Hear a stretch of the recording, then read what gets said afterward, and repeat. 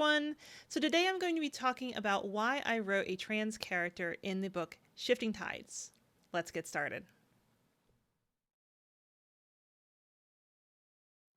So hi, my name is Danielle Forrest. I'm an alien romance author, and on this channel I do videos on myself, my writing, and anything related to those topics. Like I said, today is going to be about why I wrote a trans character in the book Shifting Tides.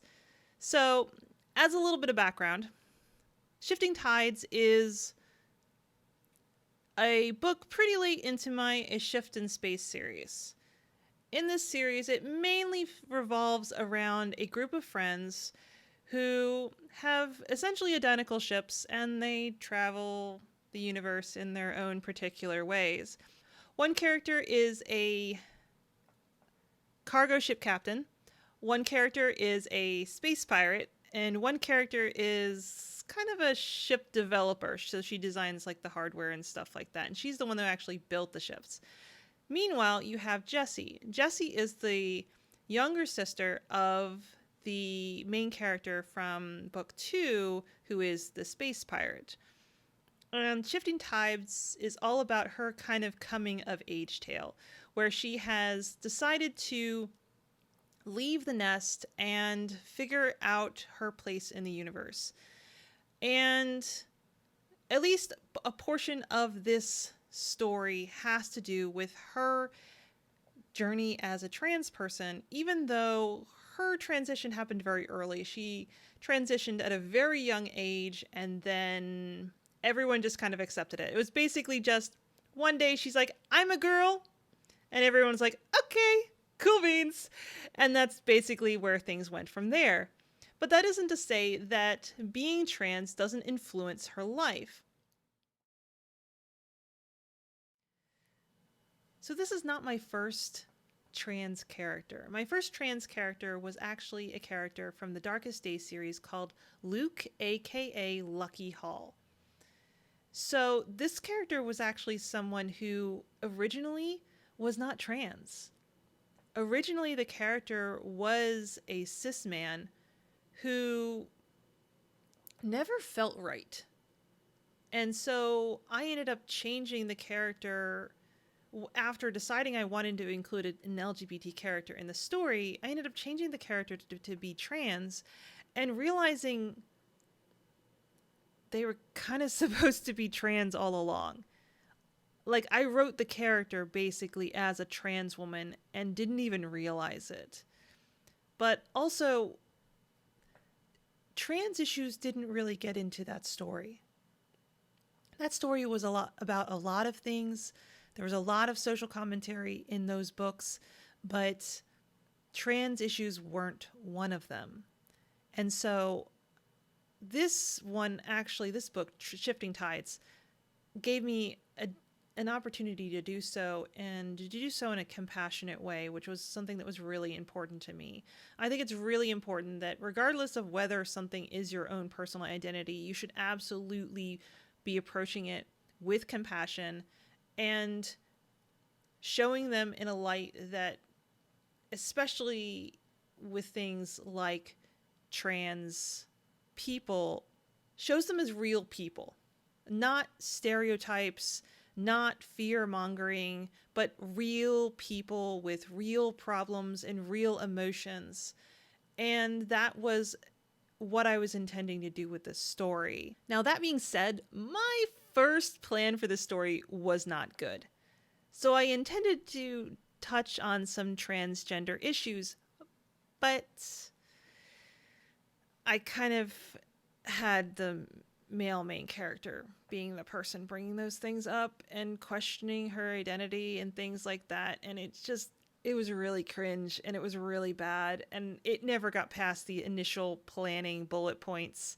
Like, this was the jotting down ideas phase, not even actually planning out the story, because it was that bad. Practically from the moment I put that down on paper, well, technically in OneNote, I was like, I can't do this. This would make this person a terrible romantic partner. I can't do this. And so I ended up having to completely change things. I ended up adding another character who was the male main character's sister and who was also a transgender woman. And that actually ended up being really beneficial because it allowed me to delve into some elements that I wouldn't have been able to delve into with Jess, because Jessie is a transgender character who transitioned very young, has always been identified as trans, has never had to go through any sort of medical transition. She's never had to transition socially. She's never been seen as anything other than her gender. She's never been questioned for her gender, really. So there's so many things that she just doesn't have an experience of. And the sister character really allowed me to delve into that, and also allowed me to kind of have someone question Jessie's gender without making it into a transphobia thing. And in this specific character's point of view, it actually forced me to look at some things that I hadn't looked at so far. So with that character, instead of it being about questioning Jessie's gender, it was about questioning Jessie's dedication. Because she could transition or detransition with ease, the character questioned it because that character had had to really work at it. She had been forced into this decision. And so the idea of someone being able to choose willy-nilly was something that really bothered her. And at first in the story, she doesn't know why. She just knows that she's questioning Jessie's dedication. And she doesn't give her the benefit of the doubt because of that. But as things progress, she starts to realize certain things. And that's when I kind of delve into some of the world building for the Pardus, which is the species in question, which involves the fact that on this planet, transgender people are perfectly accepted, but only if you fully transition. And what I mean by that is only if you medically transition. You have to go all the way or you don't do anything. And that is obviously terrible, but it kind of serves as a counterpoint to our own culture. There's a lot of people in modern day who don't see any trans identity as valid. And you do see some people who will say something like, oh, well, if you go the whole shebang, all the way to the conclusion, then you're valid. Then you're actually female or you're actually male at that point. But up until then, you're just faking it, which is terrible. Honestly, it's just terrible. Like, personally, I don't care. Like, I don't care if you are faking it. Like, if you just like being feminine or like being masculine and you don't want to change your gender, I don't care. If you want to say that you're a woman but then dress like a man all the time, I don't care. If you want to only socially transition, I don't care. If you want to medically transition the whole 9 yards, I don't care. Because it's none of my business. It's really none of my business. And that was something that I thought was an interesting thing to present, though, in this story is, what would it be like if transgender people were accepted, but they were forced to medically transition, to go through surgeries, to be on hormones for the rest of their life? That was the only way they could be accepted. And it presented a logical conclusion, which is that type of enforcement would invariably result in resentment. And that was the conclusion that she came to, was that she resented society for forcing her to make this decision.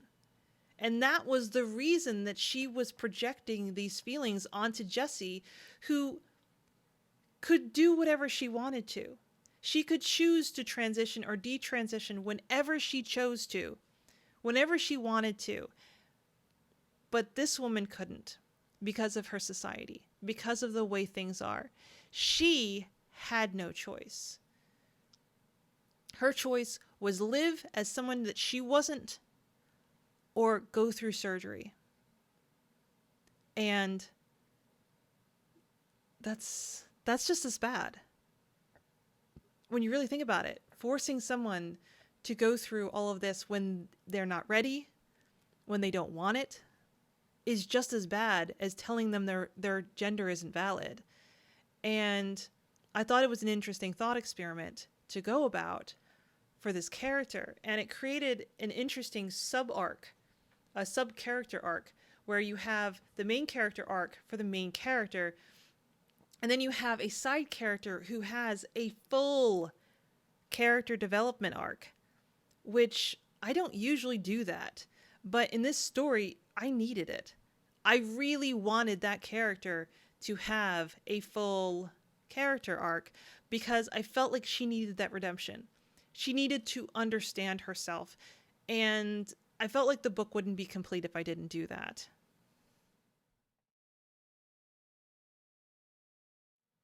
Going over issues with regard to transgender politics wasn't the only thing that I wanted to accomplish in this book. I do love the fact that with science fiction, even sci-fi romance, it's very easy to put in social commentary. In fact, it's practically expected. It's a tried and true element of the genre. You almost always have elements of social commentary in science fiction. It really wasn't the only thing I wanted to do here. Like, analyzing these things has really got me thinking about what type of books I want to write, what type of stories I want to tell. And the simple fact is, I want to normalize seeing people in romantic spaces that aren't always seen as viable romantic partners. And quite frankly, with regard to transgender people, this is a very common problem. If you Google, transgender romance, you're probably not going to find anything. I remember when I was looking through the Amazon ads platform and I wanted to advertise Shifting Tides, there was nothing. Nobody was searching for that. So there wasn't any opportunity to advertise that element of the story. Transgender romance wasn't something that people were looking for. And I think it's really unfortunate because everyone deserves a happy ending. Whatever that happy ending might be, everyone deserves it. And quite frankly,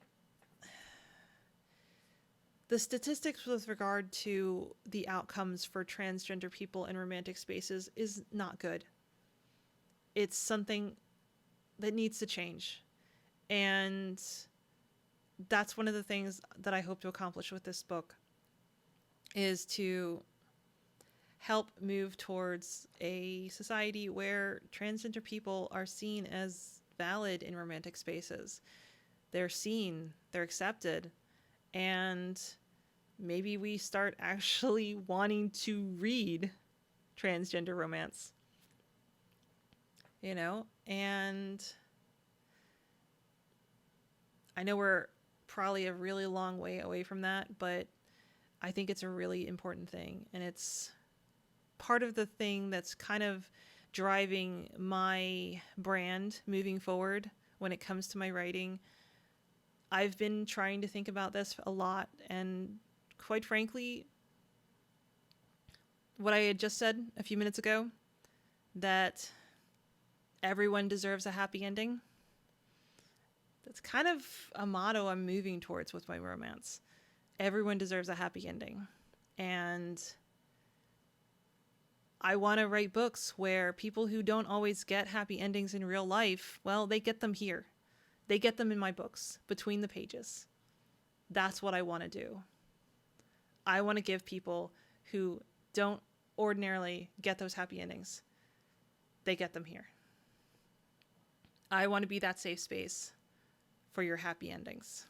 And, looking through my various books I've written, I've got a transgender woman, I've got an autistic woman, I've got a lesbian couple, I've got an abuse victim. These are not people who ordinarily have a good track record. I mean, lesbians probably the best, but you also see so many memes about lesbian women who struggle with dating because there's that hard divide. Like, how do you know if somebody is really interested in them romantically versus sexually versus otherwise? And that's a big challenge for, lesbian women is this person really interested in me? And so that is a demographic that can have a lot of trouble in the romantic sphere. And it's also a demographic that's not well represented in romance. In fact, I've done surveys to my audience and had people respond that they don't like lesbian romance. They don't want to read it. They hate it or something. And I think that's unfortunate because to me, love is love. I don't care who is involved. If there's two or more people coming together and falling in love, I love it. That's something I enjoy and I want to see more of. And I don't care who the people are, who their identities are. And so that is what I hope to do with my books moving forward. And I will probably be doing more of these videos in the future with some of the other books and some of the characters that I've already mentioned, like the autistic character, the lesbian couple, the abuse victim, etc. So stay tuned. And if you want to see more from me, hit the subscribe button, ring the bell, and check out the cards if there's more videos you'd like to see from me. And if there's any ways that you would like to reach out to me and get in touch with me or read any of my books, you can find links in the description of the video. Until next time, bye!